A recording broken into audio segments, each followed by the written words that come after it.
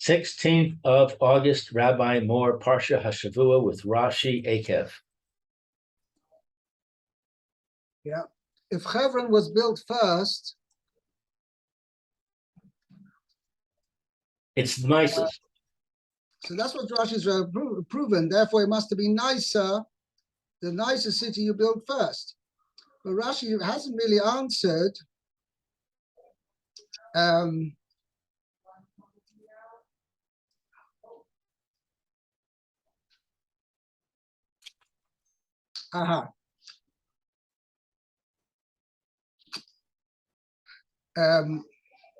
see, Rashi has, there's another question which Rashi's going to say later on, a different pshat, that L'chaira, Rashi seemed to say before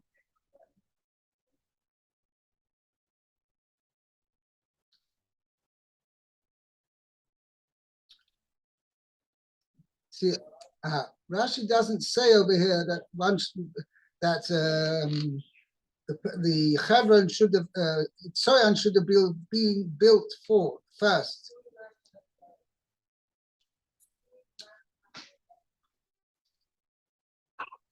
Yeah, there's a kasha. Rashi, there's a similar Rashi in Parsha Shlach Lecha, where the pasuk is brought.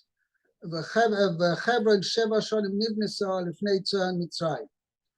And there Rashi asked the question, that Ham was the older son and Canaan was the younger son.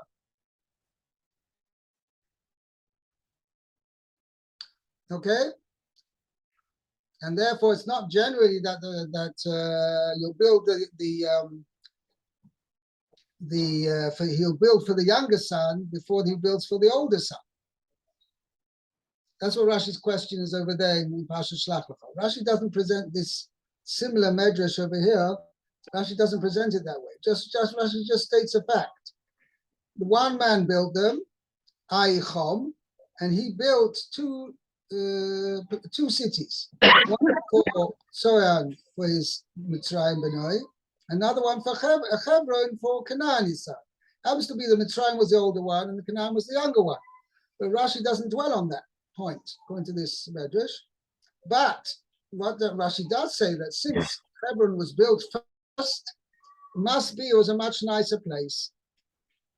Because the way of the world is that you build a nicer one first, and when whatever's left over and building materials you have left over, then you use that for building the inferior town.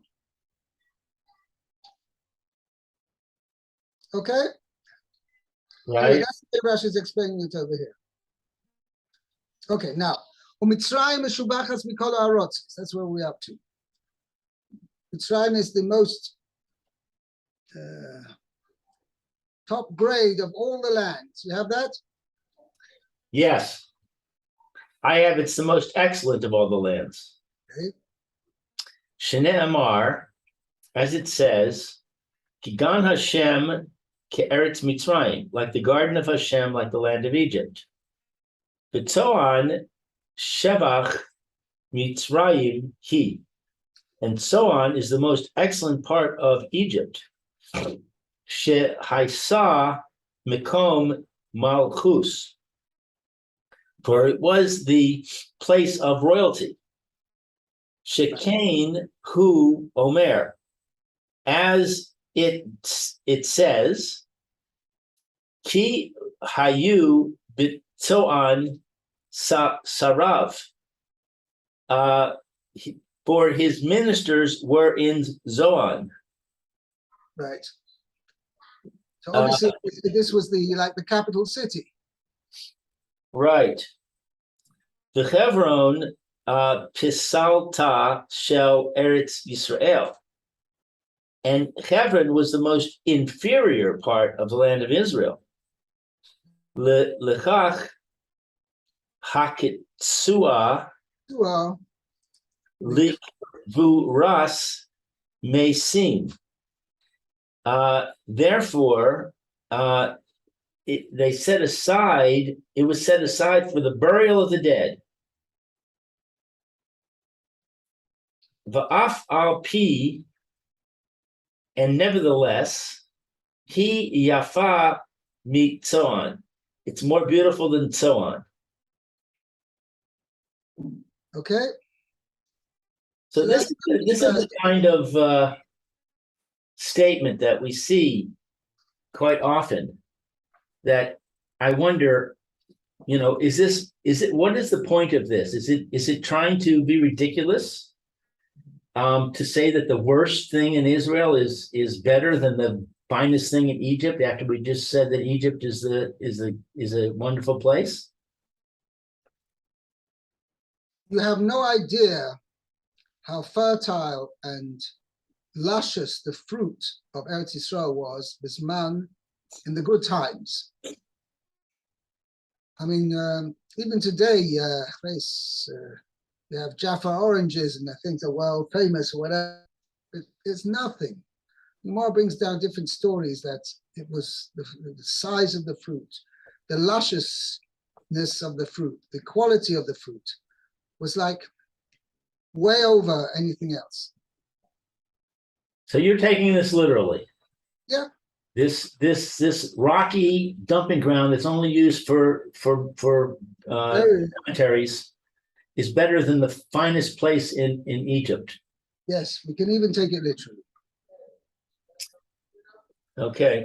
But just Parsha, we haven't experienced it. So therefore that's why we don't really understand. Okay, that's one way of explaining it. This is the second form of explanation. And in Ketsubos, Darshu be'inyan acher, they explain a different understanding. That means they explain this shot in this pasuk differently.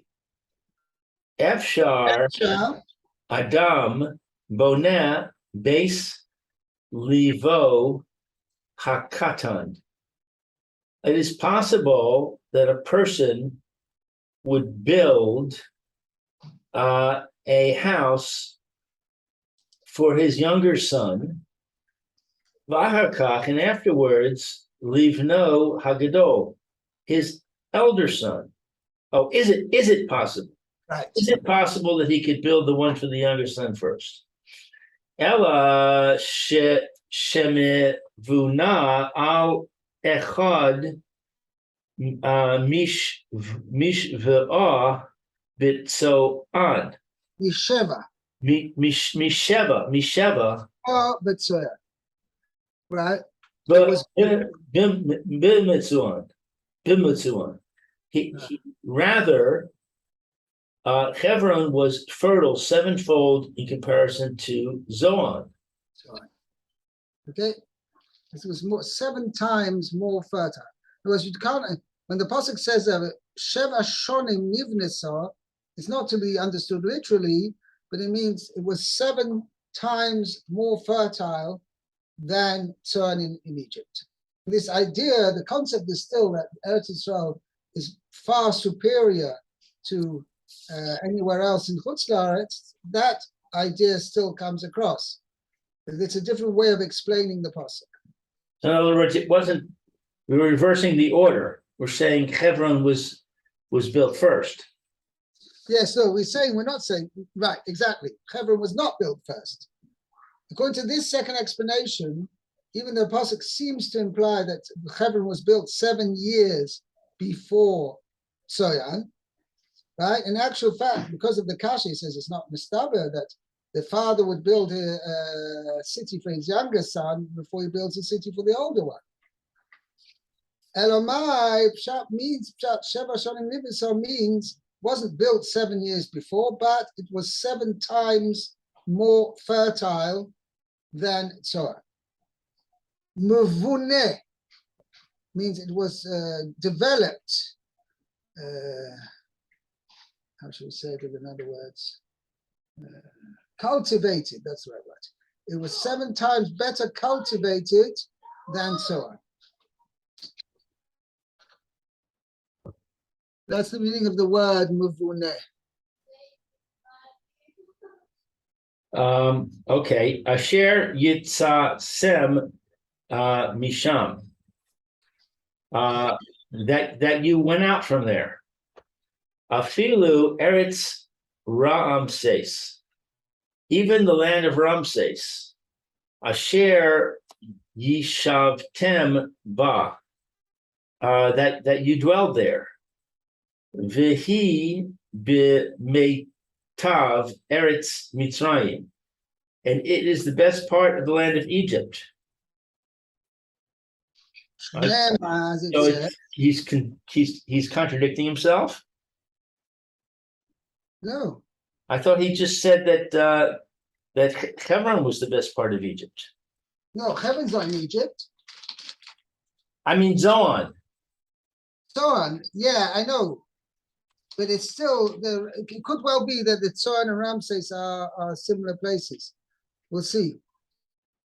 Shnei Amar, as it says, B'meitav haaretz v'gomer, the best part of the land, etc. As Parsha said, I'm giving you to live in the best part of the land. Right. Af hi eina ke'eretz Yisrael. Even it is not like the land of Israel. Right. Okay. V'hish kisa birag lecha, and water it by your foot. Eretz Mitzrayim haisa tzaricha. The land of Egypt would require lahavi mayim minilus